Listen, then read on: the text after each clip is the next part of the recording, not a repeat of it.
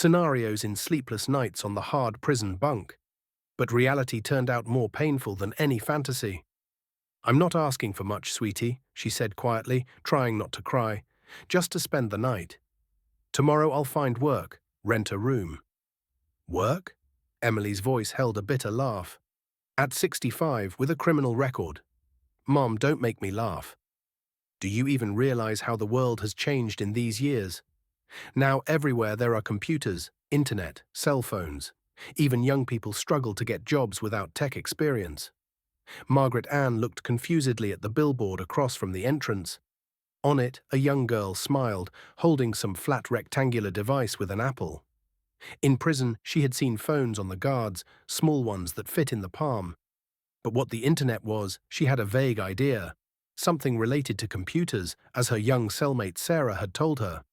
"That's all learnable, Emmy. The main thing is that we can be together again," said Margaret Ann, feeling raindrops mixing with tears on her cheeks. "I missed you so much. Every day I thought about how you were. Wrote letters." "Which I didn't read," Emily cut off coldly. "Mom, understand, I have a different life. I'm a top manager in an international company. I have a reputation, a position in society. I'm married to a man who doesn't even know my mother served time for murder."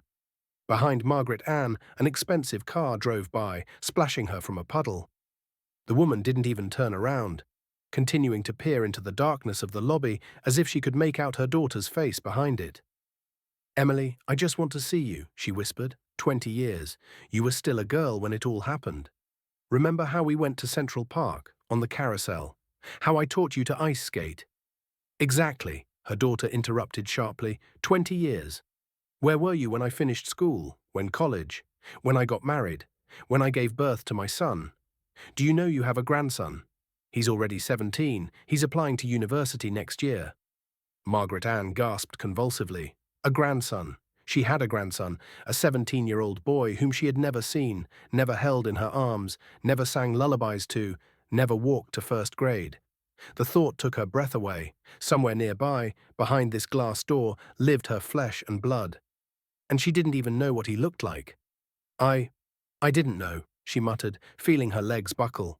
She had to lean against the wall to not fall. "What's his name? Who does he look like?"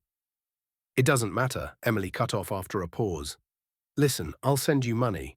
Go to Riverside. Aunt Betty is there. Remember her? She's still alive. I help her sometimes. Stay with her, and I'll send money every month. Just don't come here anymore, ever. Ethan shouldn't know. He thinks his grandma died of illness when I was little." Something cracked in Margaret Ann's chest, like a dry branch underfoot in a winter forest. Her daughter had told her grandson she was dead, declared her deceased, crossed her out of life. A young woman with a child passed by, curiously glancing at the drenched old lady at the entrance. Margaret Ann involuntarily followed the toddler with her eyes. That's probably how her grandson Ethan looked when he was little. Ethan. Nice name. Wonder who chose it. I understand," she said with difficulty, "but maybe you'll come out anyway. Just for a minute? I'll just look at you and go. I swear." On the other end of the line, a heavy sigh was heard. "Mom, I don't have time. Guests are arriving in 2 hours. I need to finish the presentation. Get ready." "I understand," Margaret Ann answered quietly. "You were always so businesslike, even as a child. Remember how we made the school newspaper together? You bossed everyone around. This headline here, that picture there." "Mom," irritation crept into Emily's voice. "I'll transfer money to your card now. You have a card, right?" "No," the woman answered confusedly. "They gave us cash when we were released." "Lord, of course," impatience sounded in her daughter's voice. "Okay, I'll deposit it to an account at Chase Bank. You can withdraw with your ID. I'll send the branch address via message to this intercom. And now I really have to go." "What's his name?" was all Margaret Ann could ask, feeling the last chance slipping away. "It doesn't matter," Emily answered after a pause. "Ethan, his name is Ethan. He's a very smart boy, does programming." "Goodbye, Mum." Short beeps sounded in the intercom. Margaret Ann slowly lowered her hand. The rain intensified, but she didn't notice. Memories overwhelmed her like a wave, the bloody kitchen knife in her hands, Emily's frightened face in the doorway, neighbors' shouts, Police sirens. The stern judge reading the verdict. Ethan. My grandson Ethan, her lips whispered. Wonder if he likes to read, like her, or took after his mother, businesslike, practical, or maybe after his father, whom she had never seen. Suddenly the lobby door opened, and a tall guy in a hoodie appeared on the threshold. Margaret Ann's heart froze. Could this be him, her grandson? But the young man passed by without even glancing at the old lady standing in the rain. She didn't remember how long she stood there. She came to only when an elderly couple passed by under a large umbrella, curiously eyeing the drenched woman with a bundle. "Can we help you?" asked the woman, holding her husband's arm. "Are you waiting for someone?" No, Margaret Ann shook her head, not waiting for anyone anymore. Not all roads lead home, she thought, slowly walking away from the entrance. She had to spend the night at the train station. The money was only enough for a ticket on the commuter train to Riverside, but it left only in the morning. Margaret Ann huddled in a corner of the waiting room, trying to be inconspicuous. The policeman cast suspicious glances at her several times, but didn't approach. There were too many like her, lost, rootless. She couldn't sleep. Thoughts of her grandson gave her no peace. What had he grown into? Probably tall. Robert's whole family was tall, smart. Emmy always did well in school. And his character? Is he kind? Does he know there's such a thing as loyalty, as readiness to protect those you love even at the cost of your own freedom? By morning she was thoroughly chilled. In the station bathroom, she washed with icy water, tried to tidy herself up. The mirror reflected an exhausted woman with grey hair in a bun, deep wrinkles, and a dull gaze. This was her, Margaret, the one who used to be the life of the party, the best nurse in the department, a beloved wife before Robert started drinking, a caring mother. The train to Riverside left at 7 in the morning. Sitting by the window and watching the passing houses, Margaret Ann thought about what awaited her in her native suburb. Aunt Betty, already quite old, she must be over 80. Would she accept her niece returning from prison? And is Aunt even alive? Emily said she was alive, but 2 hours later she stood on the platform of Riverside Station. Almost nothing had changed here. The same peeling benches, the same kiosk where they once sold soda, only now instead of soda, beer and cigarettes. Margaret Ann slowly trudged along the road familiar from childhood to Aunt Betty's house. The house was in place, old, lopsided, with a garden overgrown with weeds. At the knock, a hunched old lady came out, leaning on a cane. "Aunt Betty?" uncertainly asked Margaret Ann. The old lady squinted, peering at the guest's face. "Maggie? Is that you?" she mumbled with a toothless mouth. "I thought I wouldn't live to see you." Emmy said they'd release you soon. So her daughter hadn't lied. She really kept in touch with Aunt, helped her. That was a small comfort. Come in, fussed Aunt Betty. "I prepared a little room for you." Emmy sent money. I even wallpapered and bought a bed. So her daughter had planned everything in advance, knew she wouldn't let her mother in, and prepared a refuge for her far from her prosperous life. The next morning, Margaret Ann woke up early. The decision came to her in a dream. She couldn't stay here, in this backwater, among strangers. And in Riverside, after 20 years, almost none of her acquaintances remained. She would return to New York, find work, rent a room, and live independently. Maybe someday Emily would soften. Maybe grandson Ethan would want to learn about his grandmother himself. 2 days later, she was back in New York. First thing, she headed to the unemployment office. They should help find work, even the simplest, unglamorous one. She was no stranger to hard labor. In prison, she worked in the laundry, then in the infirmary. Her nursing experience came in handy there. The next day, she sat in the employment bureau, filling out a form with a trembling hand. In the last place of work field, the woman froze, biting her lip. How to write that the last 20 years she spent in prison? That before that, she worked as a nurse in a local clinic? Who would hire her now, at 65, with the stigma of a killer? Next, a voice sounded from behind the partition. Margaret Ann sighed, gathered her documents, and headed to the indicated window. There sat a plump, middle-aged woman with a tired face and dyed hair. "Have a seat," she nodded to the visitor. "We don't have many vacancies for retirees, but let's see what we can do." She took the filled form, scanned it, and frowned. Last place of work isn't filled in, she noted. I, Margaret Ann. Hesitated. I was incarcerated for 20 years. The woman looked up, gazed at the visitor attentively, but her look held neither judgment nor disgust, only the weary indifference of someone who had seen it all. I see, she nodded. Any specialty? I'm a nurse, Margaret Ann answered quietly. That is, I was a nurse. The certificate is long expired, of course. They definitely won't take you in medicine with a conviction, the employee shook her head. Maybe as a cleaner somewhere. Or dishwasher. There's a vacancy at a nursing home as an aide, but it's tough. And you're already… I'll manage, Margaret Ann said firmly. In the prison infirmary, I did worse. And in a nursing home, at least I'll be useful. As you wish, the woman shrugged and handed her a slip with the address. Here, go there. Ask for Patricia Louise, she's the head nurse there. Say you're from us. Margaret Ann thanked her and left the unemployment office.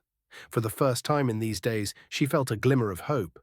She'd have work, a roof over her head, and maybe life would get better. The nursing home Golden Years was located on the outskirts of the city, in a former Soviet-era boarding house. The 3-story red brick building was surrounded by a park with bare linden and maple trees. Margaret Ann stood at the gate for a long time, gathering her courage. That smell of medicines, hospital food, and somehow chlorine she would recognize among thousands. In prison, the infirmary smelled exactly the same. Better than the street, she thought, adjusting her faded scarf and straightening her only decent dress, bought with Emily's money at a rural store. At the entrance, a plump woman in a white coat with dyed red hair in a messy bun was on duty. "Who are you here for?" she asked, giving the visitor an appraising look. "I need Patricia Louise," answered Margaret Ann, handing the referral from the unemployment office. "I'm here about the aide job." The woman studied the paper, then looked at Margaret Ann again. "How old are you, if you don't mind?" 65, she answered honestly. "And you want to work as an aide?" Doubt sounded in her voice. "It's heavy labor, you know. Residents need to be turned, washed. Some weigh over 200 pounds. Margaret Ann straightened up, squaring her shoulders.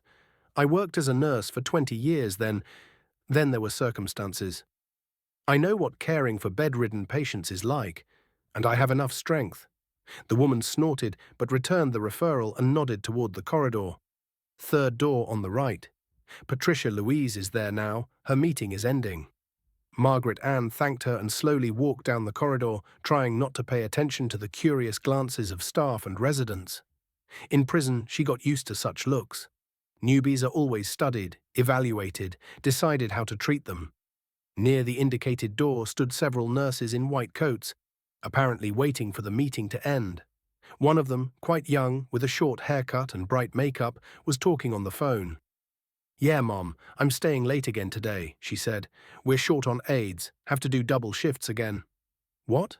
"No, Patricia Louise promised a bonus for overtime." Margaret Ann sat on a bench by the wall, so staff is really short.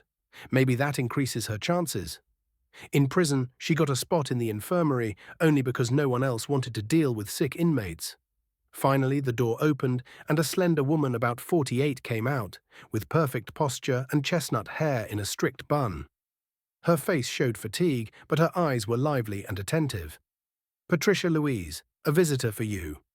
The duty nurse nodded toward Margaret Ann. The head nurse stopped, glanced at the visitor. "Come in." She nodded toward the office. The office was small but cozy. On the desk stood framed photos, family ones apparently. Patricia Louise sat at the desk, gesturing for Margaret Ann to sit opposite. "I'm listening." Margaret Ann handed the referral and briefly explained the purpose of her visit. Patricia Louise studied the paper attentively. "The field about previous work is blank," she noted. "Where have you worked in recent years?" Margaret Ann swallowed. Here it was, the moment of truth. She could lie, make something up, but she was too tired of lies. For 20 years, she couldn't tell the truth about that fateful evening when she defended herself from her husband. For 20 years, she was considered a cold-blooded killer. "I was in prison," she answered quietly. 20 years for murder. But I didn't kill, she hastily added, seeing the change in her interlocutor's face. It was self-defense. My husband. That's not my business, interrupted Patricia Louise. You served your time, so you've atoned. Before the law. But she paused. Work here involves contact with vulnerable people, elderly, often helpless. I need to be sure that I've never intentionally harmed anyone, Margaret Ann said firmly. 20 years ago, I was defending myself from a tyrannical husband who beat me for years. That evening, he grabbed a knife, and I just pushed him away. He fell on his own blade. Patricia Louise looked at her attentively, as if trying to see something beyond the words. Before that, I worked as a nurse for 20 years, continued Margaret Ann. Then in prison, I was an aide in the infirmary. I have experience caring for patients, and I really need this job. A pause hung. Outside the window, a crow cawed, and that sharp, alarming sound brought Margaret Ann back to reality. If they refuse here, she'll have to go for janitor or cleaner. And with her bad back, that would be hard. Okay, Patricia Louise said unexpectedly. We'll take you on a probationary period for a month. If you handle it, you'll stay. The work is tough, 12-hour shifts, 2 on, 2 off. Pay is small, but there's a staff room, you can live there. Meals provided too. From the common pot, but quality. Margaret Ann barely held back tears of relief. Work and a roof over her head. That was more than she could hope for. Thank you, she exhaled. I won't let you down. I hope so, nodded Patricia Louise. Staff is critically short, especially for caring for difficult patients. Can you start tomorrow? Of course, Margaret Ann agreed hastily. Then here's your pass. Patricia Louise filled out the form and handed it to the new employee. Take it to the superintendent, he'll show you your room. And tomorrow at 8, I expect you here. We'll do briefing and introduce you to the department. Margaret Ann stood up, thanked her, and headed to the door. But at the exit, Patricia Louise called her back. And one more thing, better not tell the residents about your past. Many of them have prejudices. You understand me? I understand, nodded Margaret Ann. Thank you. The room turned out tiny, 6 square meters, no more. Narrow bed, closet, table, chair, and a small refrigerator humming laboriously in the corner. But after the prison cell where 8 people crammed, this seemed like paradise. Her own space, her own territory, and no clanging of metal dishes, shouts of guards, snoring of cellmates. Margaret Ann's things fit in one closet drawer. Spreading the sheets issued by the superintendent, she lay down and closed her eyes. Tomorrow her new life would begin. The life of a free person, even with such baggage behind her. In the morning, she was assigned to the ward for bedridden patients. The toughest, whispered one of the nurses. Here lay those who couldn't move independently, many with dementia or post-stroke. We call this floor Quiet Harbor, explained Patricia Louise, giving a tour. Here are our most severe charges. Many don't get out of bed, some barely speak. Your task will be to maintain cleanliness in the rooms, change linen, help nurses with hygiene procedures, feed those who can't eat on their own. They stopped at a room at the end of the corridor. A plaque on the door read, H.B. Whitaker. This is our special patient. Patricia Louise lowered her voice. Harold Benjamin Whitaker, literature professor, suffered a severe stroke about 3 years ago. Almost completely paralyzed, barely speaks, only individual words. His care is paid for by his children, quite generously. So he has a private room. She carefully opened the door. The room was bright. A wide window overlooked the park. Against the wall stood a functional bed on which lay a thin, grey-haired man. His face was asymmetrical, effects of the stroke, but his eyes, fixed on the window, seemed alive and meaningful. Harold Benjamin, a new employee for you, Patricia Louise said softly. This is Margaret Ann. She'll help with your care. The man slowly turned his head. His gaze, heavy and appraising, made Margaret Ann recall the judge's look, reading her sentence. No, he said with difficulty, not needed. It is needed, Harold Benjamin, Patricia Louise objected patiently. You know you need help. Margaret Ann is very experienced. She was a nurse. The patient turned away to the window, his whole demeanor showing the conversation was over. He's always like that, sighed Patricia Louise, leaving the room. Doesn't want to accept help, ashamed of his helplessness. But don't pay attention, do what's needed. He'll get used to it over time. The day flew by unnoticed. Margaret Ann helped the nurses, mopped floors, changed linen, fed bedridden patients. The work was physically hard, but familiar. In the prison infirmary, she did the same, only in worse conditions and with fewer resources. In the evening, exhausted but satisfied, she returned to her room. While undressing, she accidentally knocked the photo of Emily, which she had placed on the nightstand. The frame fell, the glass cracked. Bad omen, thought Margaret Ann, carefully removing the photo from the shards. Her daughter in the picture was still a girl, about 14, no more. School uniform, white apron, pigtails with bows. Last bell, May 93, a month before it all happened. "It's okay, Emmy," whispered Margaret Ann, looking at the photo. "I'll manage. And maybe someday you'll understand." Days dragged into weeks. Margaret Ann got into the work, got to know the staff and residents of the nursing home. She developed warm relationships with many of them. She knew how to approach the elderly, was patient and attentive. Only Harold Benjamin remained unapproachable. He tolerated necessary procedures but turned away when Margaret Ann tried to talk to him.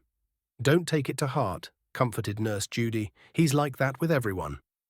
Since the stroke, he doesn't talk to anyone, even his children when they visit, just nods or shakes his head." Once, passing by Harold Benjamin's room, Margaret Ann heard a quiet knock. She looked in and saw the patient trying to reach a book on the table.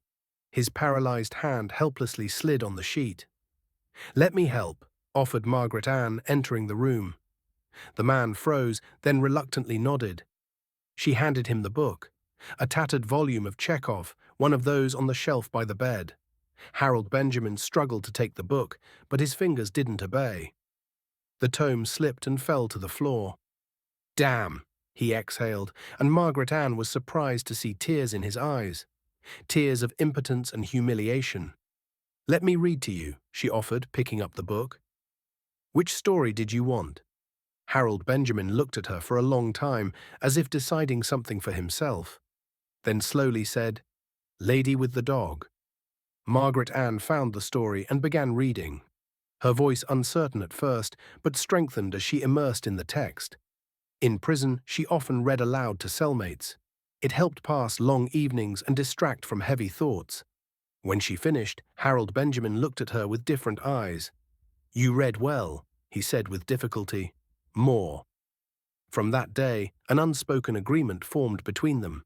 Finishing her shift, Margaret Ann visited Harold Benjamin and read to him, usually Chekhov or Bunin, sometimes Tolstoy. Gradually, she noticed the patient's speech becoming clearer, his gaze more meaningful. "You're working wonders," noted Patricia Louise once, catching Margaret Ann reading in the professor's room. "Since you started with him, he's much more active. Even the speech therapist is surprised by the progress. He just lacked communication." Margaret Ann shrugged. "Books are good, but live conversation is better." One evening, after finishing reading, she noticed Harold Benjamin looking at her especially attentively. "Where did you learn that?" he asked. "To read?" Margaret Ann hesitated. She usually avoided talks about her past, but with this man she somehow wanted to be frank. "In prison," she answered quietly, "lots of time for reading there." She expected to see fear or disgust in his eyes, but instead noticed only curiosity. "For what?" "Murder," she answered even quieter, "but it was self-defense. My husband, he raised a knife on me. I was just defending."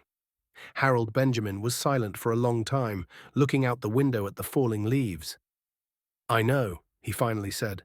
"What do you know?" Margaret Ann didn't understand. "You. I know you." Margaret Ann looked at him confusedly. Where could this man know her from? "I was at the trial," Harold Benjamin said with difficulty. "Witness." The room seemed to tilt. Margaret Ann grabbed the chair back to not fall. You were a witness in my case," she whispered. "But how?" "I don't remember you." "Neighbor," explained Harold Benjamin, "lived one floor above, heard shouts, saw how he beat you." Margaret Ann's memory feverishly flipped through images from the past. The neighbor upstairs. Seems there lived some professor. She met him sometimes in the elevator. Unremarkable, always with books and newspapers. Could it be him? Did you give testimony? She asked, feeling her heart pounding. Harold Benjamin slowly shook his head. No, didn't come. I was scared. But you just said you were at the trial. Margaret Ann was puzzled. In the courtroom. Watched. Didn't testify. Margaret Ann was silent, trying to comprehend what she heard. This man knew the truth. Saw how Robert beat her. Could confirm she endured abuse for years. And he stayed silent when one word from him could have changed the verdict. Forgive me, whispered Harold Benjamin, and tears stood in his eyes. I should have. But Margaret Ann no longer heard. She ran out of the room, slamming the door behind her. Her ears rang, red spots floated before her eyes. 20 years of life taken from her, from Emily, from their family, and all because one man decided to stay silent. Margaret Ann didn't remember how she got to her room. Everything around blurred like in fog. She sat on the bed, clenching and unclenching her fists, trying to quell the storm inside. So there was a witness, a person who knew the truth and could confirm her words, could save her from those terrible 20 years, but stayed silent. Before her eyes stood the court scene, the prosecutor demanding maximum punishment for cold-blooded murder on domestic grounds, the lawyer indifferently flipping pages of the case.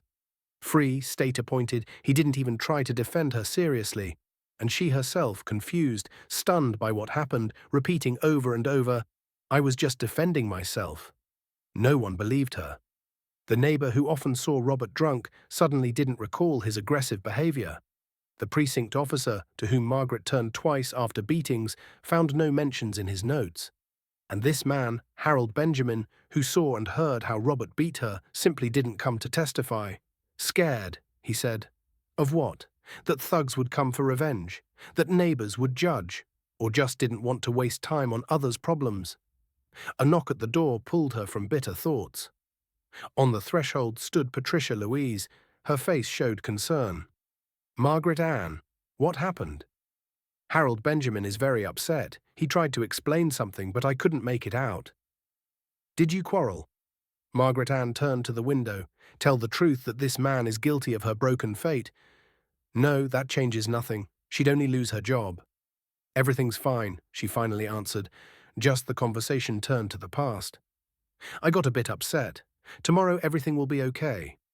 Patricia Louise looked at her skeptically, but didn't insist. Okay, rest. Tomorrow your shift at 8.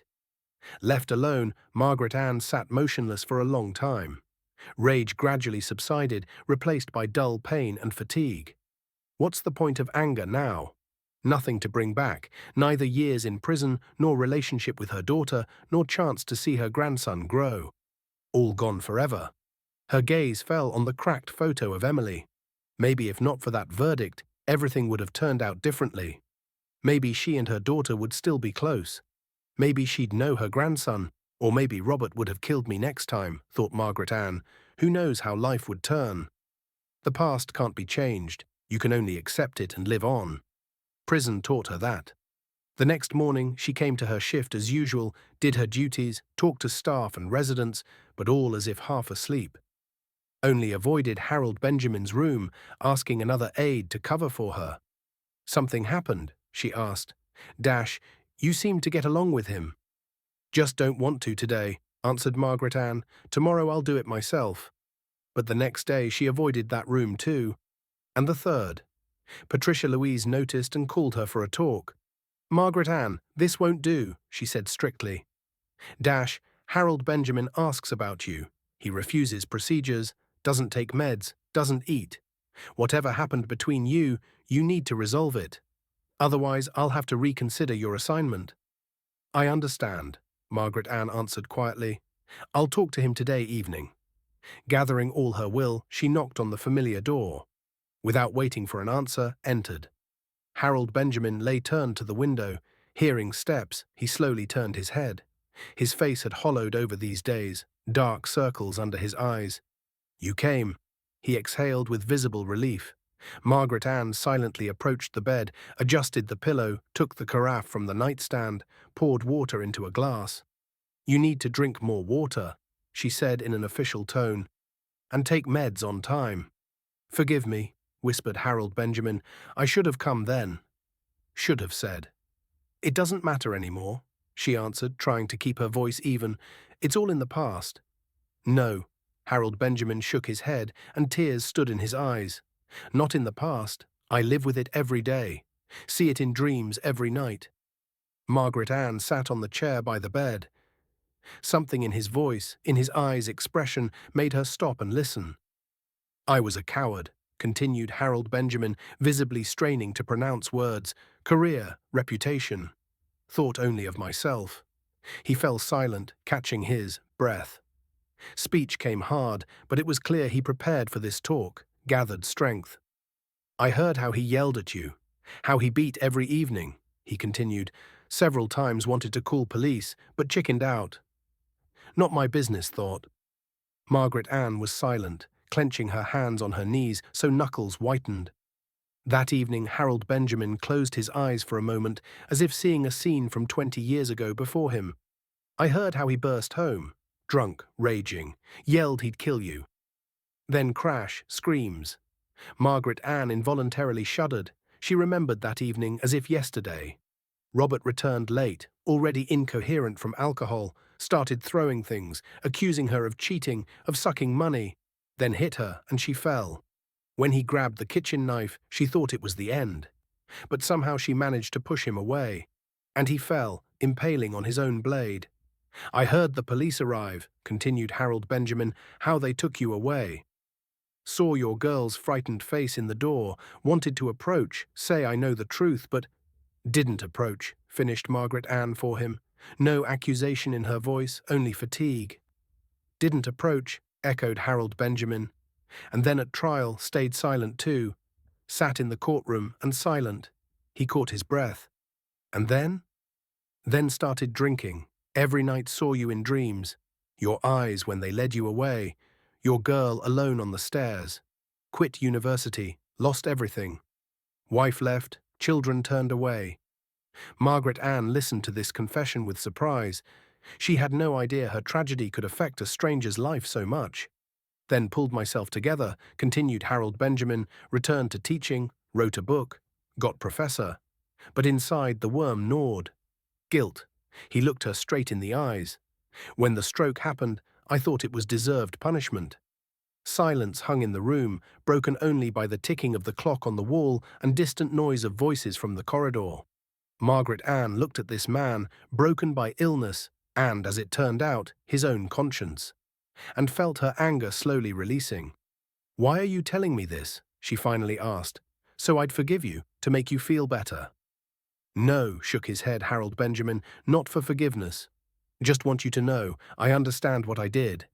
And if I can fix something—" He didn't finish the sentence, coughing. Margaret Ann automatically handed him water, supported his head while he drank. "What can you fix?" she asked quietly when the coughing stopped. "Give me back 20 years of life. Give back relationship with my daughter, who now is ashamed of me. Let me see my grandson grow." Harold Benjamin looked at her with such pain in his gaze that Margaret Ann suddenly understood. This man suffered no less than her all these years. In his own way, but suffered. And now, bedridden, helpless, he saw in her not just a caregiver, but a ghost of his guilt, embodiment of missed chance to make the right choice. "I don't know if I can forgive you honestly," she said, "but I can try to understand and not hold grudge." She stood up, adjusted the blanket, took the book from the nightstand. "I'll keep reading to you," she said, "and care as required. The rest, time will show." Harold Benjamin nodded, and a tear glistened in his eyes. "Thank you," he whispered. Margaret Ann opened the book and began reading. Familiar lines of Chekhov flowed like a river, carrying away bitterness and pain of the past. She didn't know if she'd ever truly forgive this man, but understood that holding anger in her soul meant continuing to sit in prison, even after release. A month passed. Gradually, relations between Margaret Ann and Harold Benjamin improved. She continued reading to him, and he, as if in gratitude, tried harder to speak each day. Slowly, with effort, but more clearly. Sometimes they even discussed books, life in prison, how the world changed in 20 years. "Internet, cell phones," said Harold Benjamin, "everything changed so. Our students don't understand how we lived without it." I still don't understand how to use those phones, admitted Margaret Ann. I have a simple flip one. Patricia Louise allocated from the charity fund for emergency contact. My grandson will teach, offered Harold Benjamin. He comes Thursday. Smart boy. On Thursday, Margaret Ann was working. She saw a tall young man with a backpack over his shoulder enter Harold Benjamin's room. Blonde, serious, in glasses, not at all like those noisy teens who loitered in her building's yard 20 years ago. This is Alex, my grandson, introduced Harold Benjamin when Margaret Ann came to change the IV. And this is Margaret Ann. She saves my life. Hello, the young man greeted politely. Grandpa told a lot about you.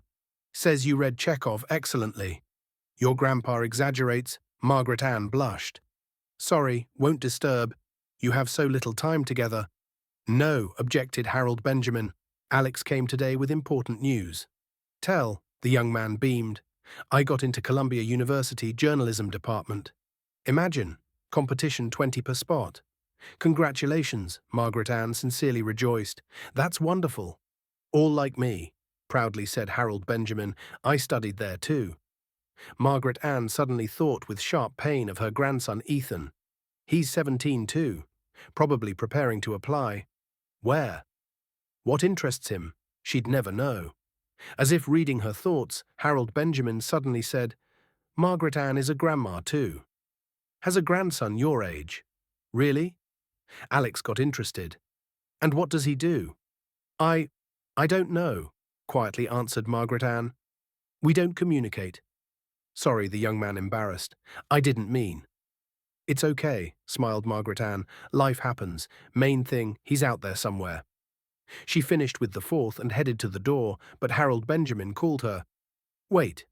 Alex wanted to help you with the phone. The young man nodded. Grandpa said you need help with mobile. I could show basics. It's not hard. Margaret Ann hesitated. On one hand, she really needed help. The new world with its tech scared and confused her. On the other, she felt awkward taking time from the young man who came to visit his sick grandpa. Don't worry, I'll gladly help. As if reading her thoughts, said Alex, and tell Grandpa latest news. He likes to stay informed. And so unexpectedly for herself, Margaret Ann found herself on the edge of a chair, listening to Alex's patient explanations on using a cell phone, while Harold Benjamin proudly watched his grandson. If only I could sit like this with Ethan, she thought sadly, but pulled herself back. No point in empty dreams. Need to appreciate what is. And there was plenty. Work, roof overhead, gradually settling life. And though not kin, a kind young man patiently showing her how to send messages and search info in this mysterious internet. In mid-October, a commission from the Charity Foundation arrived at the nursing home. Patricia Louise walked around excited. Staff cleaned to perfection. Residents asked to be politer with guests. Margaret Ann didn't attach much importance. In prison, inspections were regular. She was used to the fuss around bosses. The Bridging Generations Foundation does a lot for us, explained Nurse Judy while they rearranged bedding in one room. Renovated third floor with their money, buy meds, even supplement our salaries. So need to show best side, or they'll stop helping. Who's in charge of the foundation? Asked Margaret Ann, smoothing fresh sheet. Some business lady, I never saw her. Usually her deputy comes. Patricia Louise talks to her. But they say today the chairwoman herself will be. Voices sounded in the corridor. Patricia Louise energetically explained something to someone, pointing toward the dining room. Margaret Ann peeked from the room and froze. 2 steps away, back to her, stood a woman in an elegant dark blue suit, with light hair in a neat bun. She wrote something in a tablet, listening to the head nurse. That confident posture, characteristic gesture adjusting a hair strand. Margaret Ann's breath caught. Emily, could it be her daughter? At that moment, the woman turned and their gazes met. For an instant, surprise flashed in the guest's eyes, but quickly replaced by cold detachment. She turned away as if not noticing Margaret Ann and continued talking with Patricia Louise. It really was Emily. Margaret Ann slowly retreated back into the room, feeling her hands tremble. Her heart pounded so it seemed about to jump out. She leaned against the wall, trying to control emotions. You see a ghost? Whispered Judy, noticing her state. Just dizzy. lied Margaret Ann. It'll pass. The commission proceeded down the corridor. Margaret Ann heard Patricia Louise talking about new physical therapy equipment. Then voices faded. Apparently the delegation went to the first floor. "I'll go smoke," said Judy. "You handle the last room?" Margaret Ann nodded. Left alone, she sank onto the bed edge, trying to process what happened. Emily here, her daughter, head of the charity foundation sponsoring this nursing home. What irony of fate. 20 years without seeing her daughter, and now they work in one organization. More precisely, Margaret Ann works in an institution her daughter helps. What to do, she thought feverishly. Approach, talk? But Emily made clear she doesn't want contact. Didn't even greet, pretended not to recognize. Thoughts interrupted by cell phone ring. With help from Harold Benjamin's grandson, Margaret Ann mastered basic functions, though much still puzzled her. "Hello," she said uncertainly, pressing to ear. "Margaret Ann," sounded Patricia Louise's voice. "Come to my office, please." Urgently, voice tense. Margaret Ann felt everything inside contract. Did Emily demand her firing? But why? She does good work. Patients happy. In Patricia Louise's office, it was stuffy. The head nurse sat at the desk, and in the visitor chair, Emily with the same stony face. "Come in, Margaret Ann," nodded Patricia Louise. "Emily Rose wants to talk to you alone, if possible," added Emily coldly. Patricia Louise looked at her surprised but didn't argue. She stood and left the office, closing the door tightly. Mother and daughter left alone. Margaret Ann stood at the door, afraid to move. Emily sat straight, hands on knees. Just like in childhood, when feeling guilty but not wanting to show. "What are you doing here?" Emily finally asked. No anger in her voice, only fatigue. "Working," quietly answered Margaret Ann. "I told you I'd find work in golden years, the institution my foundation funds." Emily shook her head. This some absurd coincidence. Did you come here on purpose?" "Follow me." "What?" Margaret Ann, confused by such assumption. "No, of course, sent from unemployment office. I had no idea you're connected to this place. Only learned today." Emily looked at her skeptically, as if seeking lie. But Margaret Ann spoke truth, and daughter apparently felt it. "Okay," she finally said. "I believe. But now you'll have to leave." "Leave?" echoed Margaret Ann. "But why? I work well. They value me." "Because I can't bump into you every time I come here," sharply answered Emily. It's too much. I built my life 20 years without a mother, made career, created family, founded foundation, and now you appear as if nothing happened." "But I'm not guilty of what happened," quietly said Margaret Ann. "I defended myself. Your father—" "No need," interrupted Emily. "I don't want to hear how bad he was. He might not be perfect, but didn't deserve what you did to him." Margaret Ann shook her head. Of course, Emily was too small to understand the full horror their family lived in. She saw only the surface. Dad sometimes came drunk and yelled at Mum, but bruises Margaret always hid carefully. Broken ribs explained by falls, split lip by bad dentist visit. "Emily," softly said Margaret Ann, "I understand how you feel. I don't ask you to take me back into your life, but let me at least stay here, at work. I just started settling life. I have roof overhead, small but stable income. You have the money I transferred, cut off Emily and Aunt Betty's house. Live there. Aunt Betty died 3 weeks ago," quietly said Margaret Ann. Emily flinched. "What? Why didn't you say?" "How could I say? You didn't leave your phone number. I didn't know how to contact you." Heavy pause hung, outside window rain rustled, and somewhere in corridor a nurse laughed loudly. "I'm sorry," finally said Emily. "Aunt Betty was good person, but this doesn't change situation. You'll have to find other work." Margaret Ann was silent, looking out window. There, behind glass, yellow leaves fell, swirling in slow dance. "You know you have a grandson?" she suddenly asked. "Ethan, 17, probably preparing to apply to university, like Alex." "How do you know about Alex?" sharply asked Emily. "Alex, Harold Benjamin Whittaker's grandson, my patient," explained Margaret Ann. "He comes every week, visits Grandpa. Good boy. Helped me figure out phone." Emily frowned. "Wait, Harold Benjamin Whittaker, literature professor?" "Yes," nodded Margaret Ann. After stroke he barely spoke, but now recovering. I read him Chekhov and he— I know Harold Benjamin, interrupted Emily. He's on our foundation's board. Or was before illness. Very respected man. And you? You care for him? Yes, third month now. Emily thoughtfully drummed fingers on table. Visible, she pondered something. Okay, she finally said, I'll talk to Patricia Louise. You can stay, but on one condition. You tell no one you're my mother. Not colleagues, not patients, no one. Clear? Margaret Ann swallowed lump in throat. Own daughter disowns her like a leper. Clear, she answered quietly. But can I at least see my grandson? Even once from afar? Emily was about to refuse, but something in Mother's eyes, pain, longing, hope, made her soften. I'll think, she said reluctantly. And now I have to go. Commission not done. She stood, straightened jacket and headed to door, but at threshold turned. By the way, how do you know Ethan is applying soon? You said yourself at our meeting, reminded Margaret Ann, that he's 17 and applying next year. Ah, Emily nodded. Yes, right. Well, goodbye. Goodbye, sweetie, quietly answered Margaret Ann. But Emily already closed door behind. News that foundation chairwoman bridging generations knows Margaret Ann caused wave of whispers in nursing home corridors. No one knew for sure what connection, but all saw them talk alone and how then Patricia Louise became especially attentive to new employee.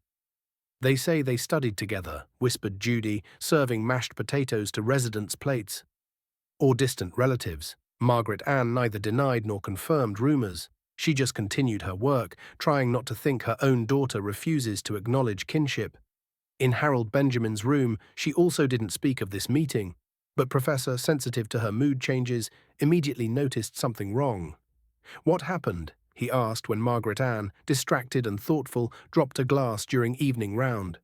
Nothing, she tried to brush off, collecting shards. Just heavy day. Don't believe, shook head Harold Benjamin. You seem lost today. Margaret Ann sighed. Over these months, she got used to trusting this man her thoughts and feelings. Despite their complicated history, or perhaps thanks to it, a special bond formed between them. Not friendship, but deep mutual understanding. I met my daughter today quietly, said she, sitting on his bed edge. Turns out she heads foundation helping our nursing home. Harold Benjamin raised eyebrows surprised. And Emily Thompson, bridging generations. Now Margaret Ann's turn to be surprised. You know her? Of course, nodded Harold Benjamin. I was on foundation board. An interesting coincidence. Coincidence, thought Margaret Ann. Maybe in life everything connected. Maybe not by chance she ended up here, caring for man who 20 years ago could change her fate. She doesn't want to acknowledge me as mother, quietly said Margaret Ann. Demands keep our kinship secret. And I understand her. Who needs a convict mother? Don't say that, frowned Harold Benjamin. You're not convict, victim of circumstances and system. He paused, as if gathering strength for long phrase. I'll talk to her. We work together in foundation. She respects me.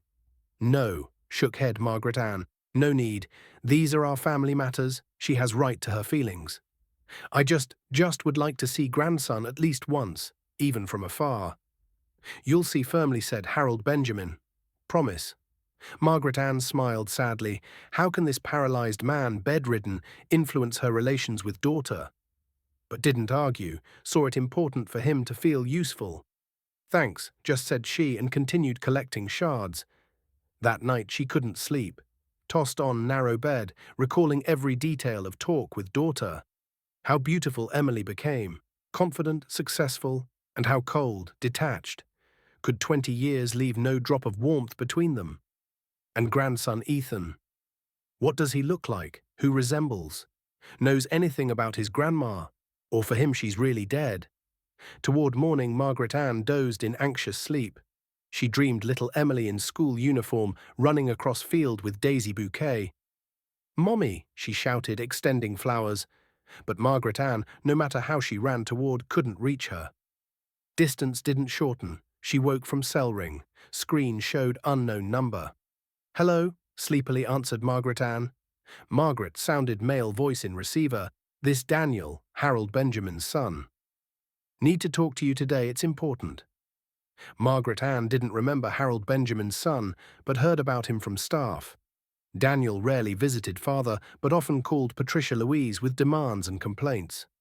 Rare jerk, frankly, said Nurse Judy, thinks only of money. Father still alive, and he already divides inheritance. They agreed to meet in park near nursing home. Was cold October day, low clouds promised rain. Margaret Ann, wrapped in old coat, gifted by some staff, nervously looked around. Why does Harold Benjamin's son need meeting with her? What does he want to talk about? Daniel, late 20 minutes, arrived in expensive car, slammed door, and headed to bench where Margaret Ann waited. Was large man about 50, with receding hairline and belly in expensive coat, gold watch on wrist. Outwardly not like father at all, that one had intellect and refinement. Even after stroke. You, Margaret? Without greeting, asked he, sitting on bench edge, disgustedly brushing invisible dust. Yes, she nodded, and you must be Daniel. Exactly. He measured her appraising gaze. So you're now main caregiver for my father? I care for Harold Benjamin, yes, cautiously answered Margaret Ann, but he has other caregivers. I'm not only one. Daniel waved hand. Doesn't matter. Wanted to talk to you about his condition. What do you think? Can he make independent decisions, aware of his actions? Margaret Ann tensed. Why these questions? Harold Benjamin sound mind, if that's what, firmly said she. Has speech and movement problems from stroke, but mental clarity fully preserved. Daniel grimaced, displeased. And on what basis you conclude? You have medical education. Worked nurse 20 years, calmly answered Margaret Ann, plus experience in infirmary in another institution. Saw enough post-stroke patients to distinguish physical impairments from cognitive. Well, okay, nodded Daniel. Then tell me, noticed any oddities in his behavior? Maybe said something absurd, illogical. Put forward strange ideas. Margaret Ann, puzzled, shook head. No, nothing like. Harold Benjamin reads a lot, thinks clearly. Sometimes we discuss literature, news. And about inheritance he spoke to me, interrupted Daniel, leaning forward. About his plans for apartment, accounts? There it is. Margaret Ann internally tensed. Apparently Judy right, Daniel hunts father's inheritance. No, firmly said she, we don't discuss such. I'm his caregiver, nothing more. Daniel leaned back on bench, looking at her doubtfully. But you're not just caregiver, right? Father asked me find you, said you're special person in his life, so don't pretend between you only work relations. Margaret Ann confused. Harold Benjamin spoke of her to son, called special person. What does that mean? I do spend more time with your father than other caregivers, cautiously said she. Read to him. Sometimes talk, but that's all. Yeah, sure, Daniel drawled skeptically. And that he changed will after your appearance, also just coincidence. What? Margaret Ann, genuinely surprised. What will? I know nothing about. Daniel attentively peered at her face, as if seeking lie. Not finding, frowned. 2 weeks ago, notary came to father. Father changed will, and somehow no one in golden years can tell me what exactly changed. Doctor-patient confidentiality, see? But I found out that day with him was you, so you surely know what he planned. Margaret Ann shook head. I was indeed with Harold Benjamin that day. But when notary came, asked me leave. I don't know what they talked, this pure truth. She remembered that day. Patricia Louise warned Professor has notary coming, asked prepare room. But at meeting itself, Margaret Ann wasn't. Don't believe, sharply said Daniel. Father trusts you, surely told. If so, he's right, calmly answered Margaret Ann, standing. And better you ask him. And me, sorry, duties wait. She turned to leave, but Daniel grabbed her sleeve. Wait, I didn't mean to offend you. Just worry for father, his condition. Who knows what's in his head after stroke? Maybe someone manipulates him. Like you, wanted to ask Margaret Ann, but held back. Harold Benjamin perfectly understands what does, she repeated, and if changed will means had reasons. And you know he has 3 grandchildren, suddenly asked Daniel. Alex, sister's son, and my 2. Sam and Kyle. They need support, education, future, and apartment in downtown New York worth a lot of money. Fair if it goes to family. That's Harold Benjamin's business. Who leave what? Shrugged Margaret Ann. And repeat, I don't know his will content. But if new, insisted Daniel, if he suddenly decided leave something to outsider, would that be right? Margaret Ann looked at him attentively. Suspicion arose in head. Could Harold Benjamin really mention her in will? But impossible. Why? All these questions better discuss with father, firmly said she. And now, sorry, time. She freed sleeve and quickly walked down alley, feeling unkind gaze on back. Something told her this talk not over. Back in nursing home, Margaret Ann first headed to Harold Benjamin. He dozed, but at sound opening door woke. Ah, it's you, smiled he. I waited. Harold Benjamin, without preamble, began Margaret Ann. Your son called me. We met in park. Asked about your will. Smile slipped from Professor's face. He frowned. Damn kid. Can't wait till I die. He said you changed will, continued Margaret Ann, and somehow decided I know what exactly changed. Harold Benjamin looked at her long, as if deciding for himself, then slowly said, I left you something. Small apartment on outskirts. Bought long ago, rented. Not much, but enough for life. Margaret Ann sank on chair, not believing ears. You left me apartment? But why? I'm just caregiver. You know why, quietly said Harold Benjamin. I owe you for those 20 years. But this wrong, confused objected Margaret Ann. You have family, children, grandchildren. They need more. They have everything, firmly said Harold Benjamin. You nothing. This fair. Margaret Ann silent, not knowing what to say. On one hand, thought own apartment, roof no one takes, tempting. On other, accept such gift from man she recently hated for silence at trial, seemed wrong. I can't accept, finally said she. This too much. You can, stubbornly objected Harold Benjamin, and will. Not discussed. He closed eyes, showing talk over. Margaret Ann quietly left room. Head spun from Heard. Apartment, her own apartment. This changed everything. Next few days passed in anxious wait. Margaret Ann expected Daniel reappear, but he didn't call or come. But Friday happened what she didn't expect at all. At her room threshold appeared Patricia Louise, with news that tomorrow nursing home visits, whole delegation from Foundation, including chairwoman. Emily Rose wants creative evening for residents, explained head nurse. Her son studies music school, will play violin. And some kids from charity project perform. Need prepare assembly hall and residence. You'll help? Of course, nodded Margaret Ann, trying not show excitement. Emily's son will play violin, means her chance see grandson, even from afar, even secretly, but still. All next day, Margaret Ann helped prepare hall, arranged chairs, hung garlands, helped comb old ladies going to concert. All this time, excitement didn't leave her. Soon, very soon, she'll see Ethan, her grandson. By 3, everything ready. Residents took seats in hall, staff fussed, placing last chairs. Margaret Ann found spot in farthest corner from where stage visible well, but she remained unnoticed. Finally doors opened and delegation from Foundation entered hall. Ahead went Emily, elegant in strict suit, hair in bun, behind young woman with folder in hands, apparently assistant, and following group teens with musical instruments in cases. Margaret Ann fixed gaze on boys. Which one Ethan?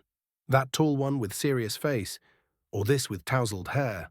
They're 5, all about same age, all with violin cases.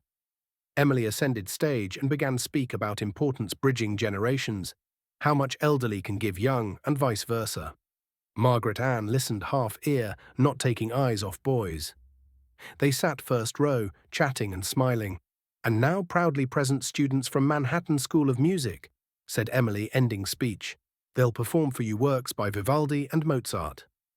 Teens rose to stage, lined up. Emily introduced each.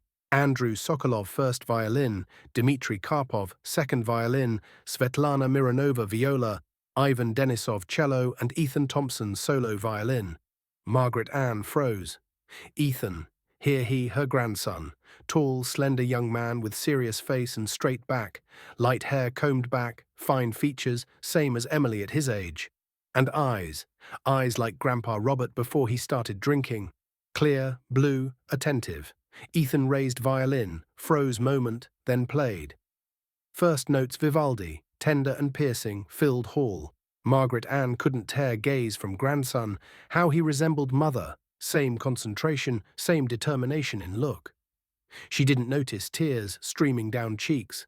20 years she didn't know this boy's existence. And now he's here, before her, almost adult, talented, handsome, and completely stranger. At that moment Ethan raised eyes and for instant met gaze with Margaret Ann. She froze, not breathing, but he already looked further, gliding gaze over hall immersed in music. After concert small buffet part, staff carried tea and cookies. Residents chatted with guests. Margaret Ann slipped unnoticed from hall. Heart pounded, hands trembled. She saw grandson. Now she has this memory. How he plays violin, how seriously looks at notes, how slightly smiles taking especially complex passage. She walked corridor, noticing nothing around, when suddenly heard behind, "Excuse me." Turning, Margaret Ann saw Ethan. He stood few steps away, holding violin case. "Can you tell where find Professor Whitaker?" asked he. "Dash told me he's in this nursing home." Margaret Ann looked at grandson, unable say word. Up close he even more like Emily, same eyes, same head tilt. "Sorry, you unwell?" concerned asked young man, noticing her state. No, all fine," finally squeezed Margaret Ann. "Harold Benjamin in room 12, second floor. I can show you." "Thanks," smiled Ethan. "Wanted visit him. Mom says he did much for our foundation." They went down corridor. Margaret Ann tried stay slightly behind to have chance look at grandson. How he moved. Same light gait as young Emily. "You work here long?" politely asked Ethan, breaking silence. "Few months," answered Margaret Ann, trying sound normal. "And you? You play violin long?" "Since 6, smiled young man. Mom insisted. At first didn't want, then got hooked. Next year applying to conservatory." "Wonderful," sincerely said Margaret Ann. You have talent." They approached Harold Benjamin's room. Margaret Ann quietly knocked and, without waiting answer, opened door.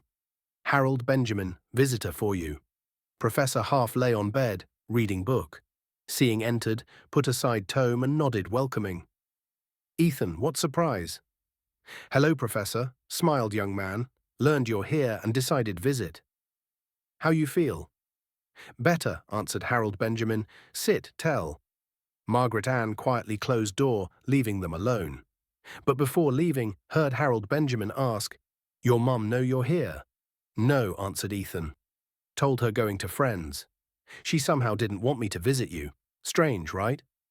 Door closed and Margaret Ann didn't hear Professor's answer, but one she knew for sure. This visit not random, and Harold Benjamin somehow had hand in it. In following days Ethan came twice more.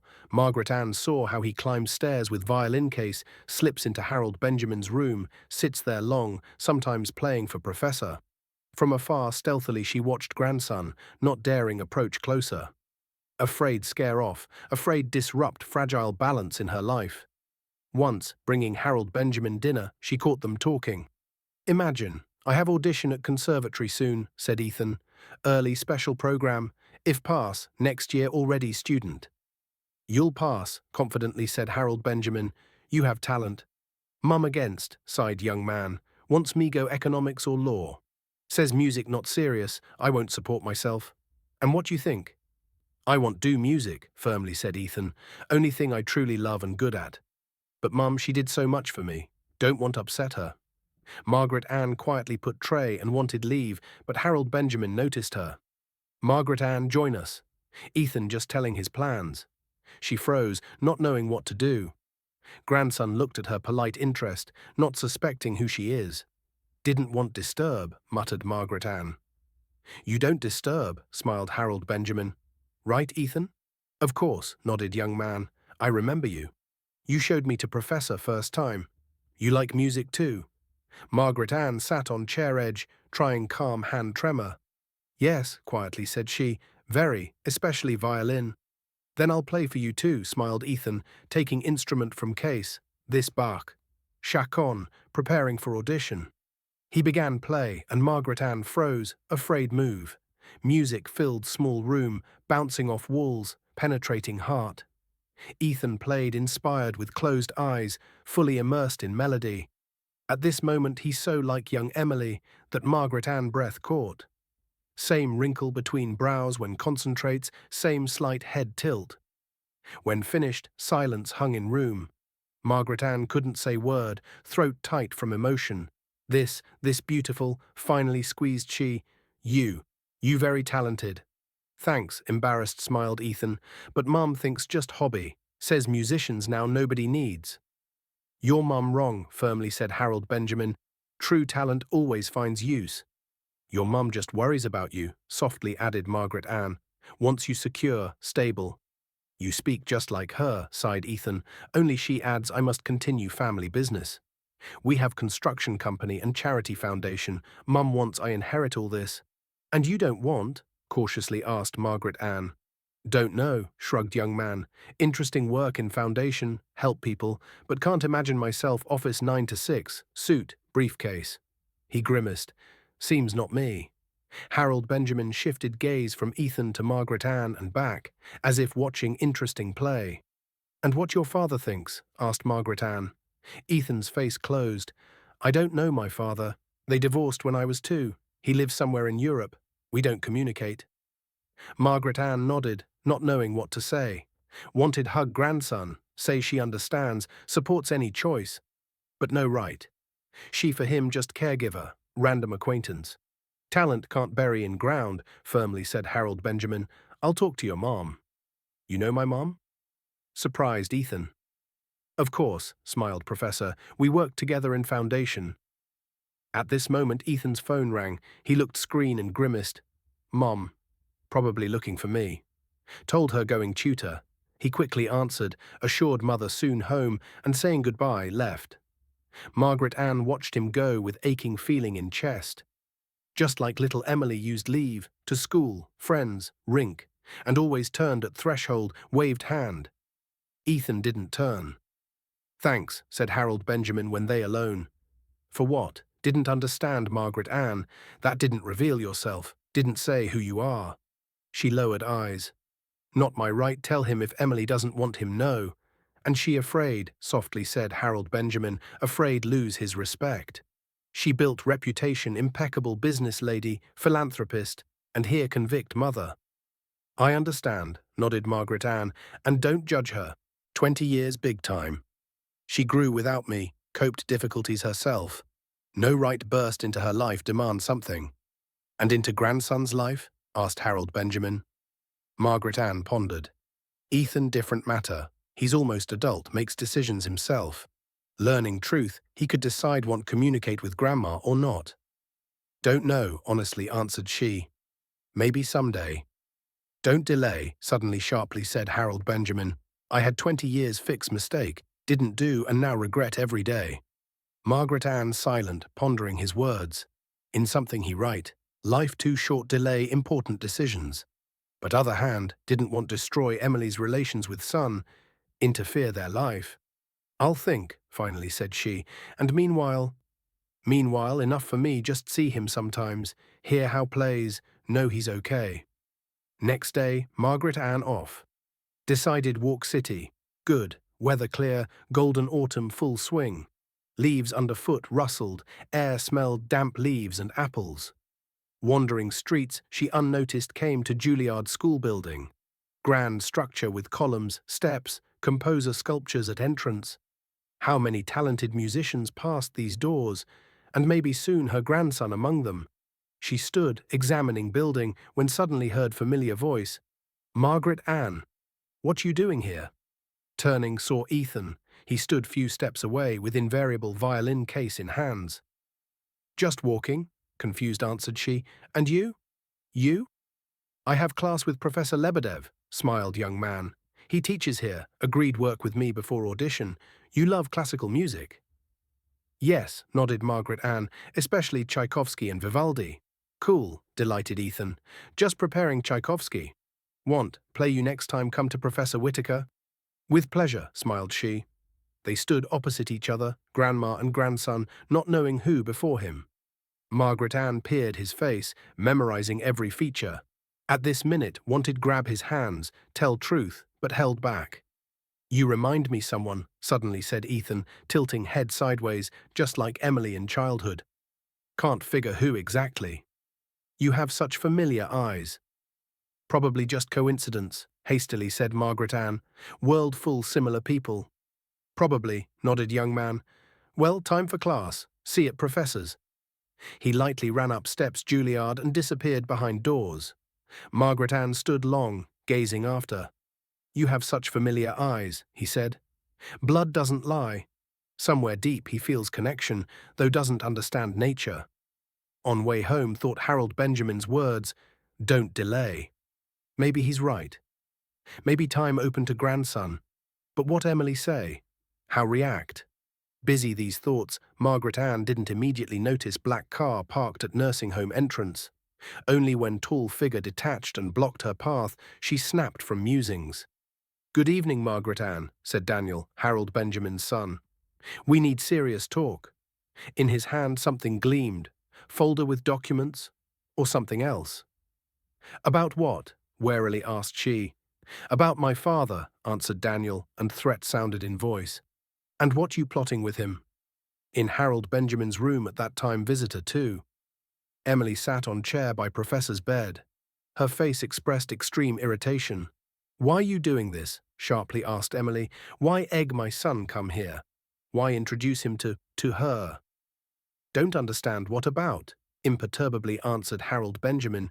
You understand everything. Emily leaned forward. Ethan told comes play to you, and met very nice caregiver who loves music. It's her? My mother? Harold Benjamin silent, looking calm gaze. You no right interfere my life, continued Emily, my son's life. 20 years built everything from scratch, protected him from truth, created normal family reputation. And what's so terrible in that truth? Quietly asked Harold Benjamin. That woman defended from domestic violence, spent 20 years prison for what didn't do. You know nothing, cut off Emily. Weren't there, didn't see. I was, unexpectedly firmly said Harold Benjamin. Saw and heard everything. Every day how your father came drunk, beat your mother, threatened kill. And I silent. All these years. Emily looked wide eyes, not believing ears. You knew my parents, whispered she. Lived floor above, nodded Harold Benjamin. Was witness at trial but didn't tell truth. Chickened, and your mother served 20 years for me. He caught breath and added, looking straight eyes, time end this injustice too. But Emily, your mother had too much grief already. Don't take from her grandson too. I don't understand what you're talking about, firmly said Margaret Ann, looking at Daniel. And no time for talks. My shift starts at hour. She tried bypass him, but Daniel grabbed elbow. Don't go. No father rewrote, will your favor, and know you're somehow connected to Thompson's. Saw you at concert, how looked at violin kid. Margaret Ann chilled. So he followed her. How he know about Ethan? I work detective agency, as if reading thoughts, said Daniel. Checked your past. 20 years for husband's murder, right? Interesting what my father say, learning trusted life to killer. He knows, calmly answered Margaret Ann, and about trial and verdict, all knows. Daniel momentarily confused but quickly composed. Then tell what with will. He really left you apartment. That better ask your father, answered Margaret Ann. And now let go, or call security. Daniel reluctantly released fingers. This not end. Won't allow some ex-con trick get my father's property. Your father sound mind, calmly parried Margaret Ann, and you should visit him more, not for inheritance, just humanly. She turned and quickly went to building, soul uneasy. What if Daniel tells Emily about their kinship? What if scandal? Up second floor, Margaret Ann headed Harold Benjamin's room. Approaching door, heard voices. One professor's, second female, seemed familiar. She quietly opened door and froze. By Harold Benjamin's bed sat Emily. They talked seriously something. And you suggest I just let her into our life, said Emily, after all that was? And what was? Asked Harold Benjamin. You yourself don't know truth. I remember that night, quietly said Emily. Shouts, blood, police, how led her in handcuffs. These images haunted me whole life. And remember how father came drunk, shouted, beat your mother. Emily silent, head down. You child, softly continued Harold Benjamin, didn't understand much, but now adult woman capable see truth. And what change? Tired asked Emily. 20 years passed, we became strangers. But Ethan reminded Harold Benjamin he right now has grandma. At this moment, Margaret Ann stepped into room. Emily, I don't ask you change life, not interfere it. I just want sometimes see grandson, hear how plays, know he's okay. Emily jumped up, face distorted. You eavesdropped? No, I just came check Harold Benjamin. My work. Heavy pause. Emily looked mother with expression hard decipher. Anger, pain, confusion. Emmy, quietly said Margaret Ann, I understand caused you pain, grew without mother, and left scar your soul, but believe all I did then, defended. Your father swung knife at me. If not pushed, he'd kill me, then maybe you. Don't remember, whispered Emily. Remember only woke from shout, came kitchen, and there. So much blood. You cried, nodded Margaret Ann, stood doorway cried, and I couldn't approach hug you. Cops held me, then took 20 years. Emily turned window, shoulders trembled. Don't ask forgiveness, continued Margaret Ann, because don't consider guilty defending. But ask open heart, not me, Ethan. He deserves no truth. And if he turns from me, quietly asked Emily. If learning lied him all years, his grandma not died. But prison, if hates me lie. He loves you softly, said Harold Benjamin. You're his mother. Nothing changes that. At this moment, door flung open, threshold appeared Ethan. Behind loomed Daniel's figure. Mom? Surprised, asked young man. What you doing here? Emily flinched, turning. Ethan, why not school? I have break between classes decided. Drop by professor, answered Ethan, shifting gaze from mother to Margaret Ann and back. And this what? Some meeting? Rather family gathering, smirked Daniel from behind. Won't introduce Mom your grandma, boy. Daniel, exclaimed Margaret Ann. Shut up, grandma. Confused, repeated Ethan. What you? My grandma died when Mom little. Not quite, butted Daniel again. She stands right before you. Margaret Ann in person, fresh from Slammer, spent 20 years killing your grandpa. Shut up, unexpectedly sharply said Harold Benjamin, and all froze surprise. First time long he said phrase without hitch, clear and commanding. Daniel, out my room. Now. Daniel stunned, but quickly composed. You can't throw me out, Dad. I'm your son, these people strangers. They manipulate you, hunt your money. Out, louder said Harold Benjamin, rising bed. Or call security. Daniel dazed backed. Okay, leaving. But not end. I'll contest your will, prove you incompetent when made. He turned left, slamming door loud. Room heavy silence. Ethan shifted confused gaze from mother to Margaret Ann. Mom, what's going? What he mean? Emily deep sighed, as if about dive ice water. Need talk, son. Sit, please. Ethan obediently sat Harold Benjamin's bed edge. He encouragingly patted young man's hand. Margaret Ann, she really your grandma, quietly said Emily. My mum, she didn't die, as told you.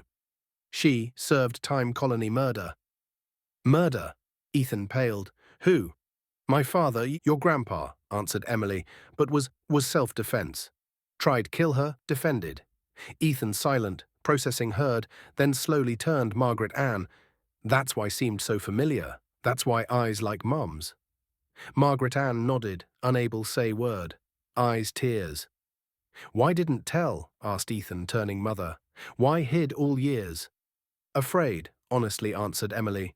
Afraid you'd ashamed us. School tease, hurt your future. Wanted protect you. Protect, repeated Ethan. Depriving grandma, knowledge roots, family. He stood, approached Margaret Ann. How old you when all happened? 45, quietly answered she. Your mum 14, and sat 20 years. Eyes young man horror. For self-defense. No witnesses, explained Margaret Ann. No one saw your grandpa attack me, or didn't want to see. She threw quick glance Harold Benjamin. He guilty lowered eyes. Why didn't say when met? Asked Ethan. Why silent? Your mum didn't want you know, answered Margaret Ann, and no right violate her will. Ethan pondered, then resolutely nodded. Need think all over. This, too much info at once. He turned Emily. Mom going home, need alone. Of course, nodded Emily. I, come later, talk. Ethan headed door but threshold stopped, turned Margaret Ann. Grandma can call you that. Of course, exhaled she, not believing ears. Come tomorrow, said he, play you Tchaikovsky as promised. With these words left, leaving room 3 adults, touched and shaken same time. Called you Grandma, smiled Harold Benjamin. Good sign. Emily approached mother, uncertainly took hand. Need time, Mum. Get used. 2, forgive. Probably not you. Myself, 20 years lived lie. Understand, sweetie, quietly said Margaret Ann, squeezing fingers. We have time. Now will. Year later, small apartment outskirts New York gathered unusual company. At festive table sat Margaret Ann, Emily, Ethan, already freshman conservatory, Harold Benjamin wheelchair, but noticeably stronger year, and daughter Patricia Louise. To housewarming, proclaimed Ethan, raising glass juice, and new beginning. All supported toast. Margaret Ann scanned guests, not believing happiness. Year ago couldn't dream such. Own apartment, restored relations daughter, grandson often visits, plays violin her. Of course, not all smooth. Daniel tried contest father's will, but court recognized Harold Benjamin competent. Emily still sometimes cold detached, old grudges not vanished overnight, but healing process slow but sure. After dinner, guests dispersed rooms, Margaret Ann went small balcony. Joined Harold Benjamin, difficulty maneuvering chair. Beautiful view, said he, gazing city lights. Yes, agreed Margaret Ann. Still can't believe my apartment, own roof overhead. Deserved, firmly said Harold Benjamin, after all gone through. They silent, watching windows light neighboring houses. No, thoughtfully said Margaret Ann, often thought prison road home closed forever, lost all. Family, home, future. But turned out sometimes need build new home, where accept you. And sometimes old road leads home again, smiled Harold Benjamin, just needs time. From room sounded violin, Ethan played Tchaikovsky, tender melody filled apartment, enveloping warmth coziness. Yes, agreed Margaret Ann, listening music. Sometimes just time and people ready extend hand. Gratefully looked Harold Benjamin. Without this man, without resolve, fixed 20-year mistake, she wouldn't stand here, wouldn't listen grandson play, wouldn't feel daughter's warmth, though cautious, real. Thanks forgave me, quietly said Harold Benjamin. Mutual, smiled Margaret Ann. And from room flowed music, connecting past present, filling voids, healing old wounds. Music speaking, not all roads lead home, but sometimes can build new home where before only emptiness. If you liked this story, don't forget hit like button and subscribe our channel. Your support inspires us daily delight you new captivating stories. On main screen already find our next story. Wish you all best and happiness life.